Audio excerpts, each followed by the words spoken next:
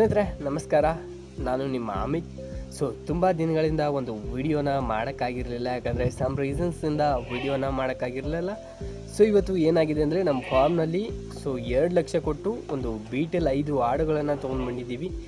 Okay, ಯಾಕೆ 2 ಲಕ್ಷ ಕೊಟ್ಟಿವಿ ಅಂತ ಈ ಸಂಪೂರ್ಣವಾಗಿ ವಿಡಿಯೋದಲ್ಲಿ ಹೇಳ್ತೀನಿ, ಮತ್ತು ಅದರ ವಿಶೇಷತೆ ಏನಿದೆ, ಯಾಕೆ ಅವುಗಳನ್ನ ತೊಗೊಂಡ್ವಿ ಅಂತ ಸಂಪೂರ್ಣವಾಗಿ ಈ ವಿಡಿಯೋದಲ್ಲಿ ಹೇಳ್ತೀನಿ. ವಿಡಿಯೋನ ಕೊನೆ ತನಕ ನೋಡಿ. ನಾವು ಯಾಕೆ ಬೀಟಲ್ ಆಡವನ್ನೇ ಸೆಲೆಕ್ಟ್ ಮಾಡಿದ್ವಿ, ಅವನ್ನೇ ಯಾಕೆ ತೊಗೊಂಡ್ವಿ ಅಂತ ಹೇಳ್ತೀನಿ ಕೇಳಿ. ಬೀಟಲ್ ಆಡು ಏನಾಗ್ತದೆ ಅಂದರೆ ಸ್ವಲ್ಪ ಸಮಯದಲ್ಲಿ ಜಾಸ್ತಿ ಗ್ರೋತನ್ನು ಆಗುತ್ತೆ. ಮತ್ತು ಅದ್ರ ಕೀಡ್ಸು ತುಂಬಾ ಜಾಸ್ತಿ ಫಾಸ್ಟಲ್ಲಿ ಗ್ರೋತ್ ಆಗ್ತಾ ಇರುತ್ತೆ. ಅದಕ್ಕೆ ಇದೊಂದು ಜಾತಿನ ನಾವು ಆಯ್ಕೆ ಮಾಡಿದ್ದೀವಿ. ಮತ್ತೊಂದು ಏನಂದರೆ ಅದರದ್ದು ಉಪಯೋಗ, ಹಾಲು. 2 ಮರಿ ಹೇಳಿ 3 ಮರಿ ಹೇಳಿ 3 ಮರಿಗೆ ಹಾಲಂತೂ ತುಂಬ ಜಾಸ್ತಿ ಇರೋದ್ರಿಂದ ಹಾಲು ಕೊಡಿಸುತ್ತೆ. ಅದೊಂದು ಉಪಯೋಗ. ನಮ್ಮ ಹತ್ರ ಇದೆ, ಅವುಗಳನ್ನ ವಿಡಿಯೋದನ್ನು ಹಾಕ್ತೀನಿ. ನೋಡಿ ಯಾವ ರೀತಿ ಗ್ರೋತ್ ಇದೆ. ಅವು ಈಗ ಓನ್ಲಿ ಎಷ್ಟಂದರೆ ಗಬ್ಬಿದೆ. ಎಷ್ಟಂದರೆ 1 ವರ್ಷ, 1.5 ವರ್ಷ 1 ವರ್ಷ ಅಷ್ಟರಲ್ಲಿ ಇದೆ. ಒಂದು 2 ಚೊಚ್ಚಲಿದೆ. ಒಂದು ಈಗ ಜಸ್ಟು ಒಂದು ಗಬ್ಬಾಗಿ ಒಂದು 2 ತಿಂಗಳಿಂದ ಇದ್ದಾವೆ. ನೋಡ್ಕೊಳ್ಳಿ ಯಾವ ರೀತಿ ಇದ್ದಾವೆ ಅಂತ.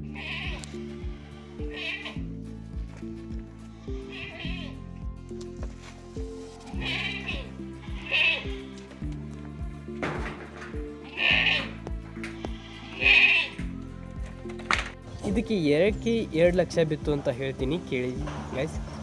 ಏನಾಗುತ್ತೆ ಅಂದರೆ ನಾವು ಒಬ್ಬರು ಫಾರ್ಮ್ದಿಂದ ನಾವು ಅಡಾಪ್ಟ್ ಮಾಡ್ಕೊಂಡಿದ್ದೀವಿ. ಅವರು ಜಸ್ಟ್ ಪಂಜಾಬ್ದಿಂದ, ಇದು ಮೇಕೆದು ಜಾತಿ ಯಾವುದು ಬೀಟಲ್ದು ಮೇಕೆ ಜಾಸ್ತಿ ಸಿಗೋದು ಎಲ್ಲಿ ಅಂದರೆ ಪಂಜಾಬು. ಅವರು ಪಂಜಾಬ್ದಿಂದ ಜಸ್ಟ್ ತಂದು 1 ವಾರ ಹಿಡಿದಿದ್ರು. ಅಲ್ಲಿಂದ ನಾವು ತೊಗೊಂಡು ಬಂದಿದ್ದೀವಿ. ಫಾರ್ಮ್ ಹೆಸರಂದರೆ ಮೌರ್ಯ ಏನೋ ಇದೆ. ಕಲ್ಲೋಳಿಯಲ್ಲಿ ಹೋಗಿ ನಾವು ತೊಗೊಂಡು ಬಂದಿದ್ದೀವಿ. ಅವರು ಜಸ್ಟ್ ಒಂದು ವಾರ ಅಂದರೆ ಪಂಜಾಬ್ದಿಂದ ತಂದು 1 ವಾರ ಹಿಡಿದ ಮೇಲೆ ನಾವು ಹೋಗಿ ತಂದಿದ್ವಿ. ಅವರು ವ್ಯಾಕ್ಸಿನೇಷನ್ ಎಲ್ಲ ಮಾಡಿಸಿದ್ದಾರೆ.